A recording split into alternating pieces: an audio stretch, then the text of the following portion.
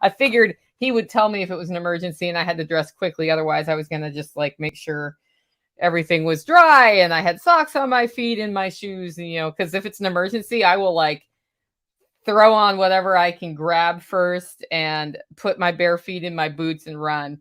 And I was hoping that while I got dressed, he would tell me what was going on, so I knew if I needed to run with towels or first aid stuff or not. Otherwise, I was going to be like, well, usually it's helpful to have gloves, towel, like in some other things. So this is life on the homestead, right? There's always a first aid situation. He said, well, it's just something wrong with its leg. It's not life-threatening. So I came down, and the duck had gotten her leg caught and probably had held it in a position for too long. So she wasn't putting weight on it, and she had a tiny little cut. So she is quarantined from the others, but they're all in the same space, so she can hear them.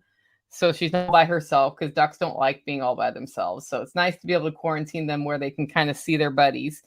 And we'll see how she does. They are almost 3 weeks old now. And the same ducks are being let out, because I have a 10-foot by 10-foot chicken tractor that they're in right now with a brooding lamp if they get cold at night. And it is getting colder at night here. Like when it was 100 degrees, they did not need the brooding lamp.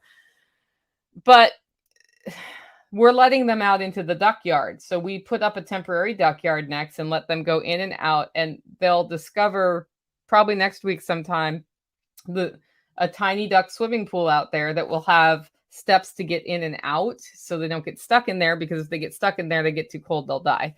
So we're just sort of orienting them on being a duck. And then when they get out in the yard, the other ducks are like, oh, hey, there's ducks over there. And they like look at each other through the fence and sort of get to know each other. And then probably in another 2 weeks, maybe less, we'll see. We'll play it by ear. We'll let them out into the real world.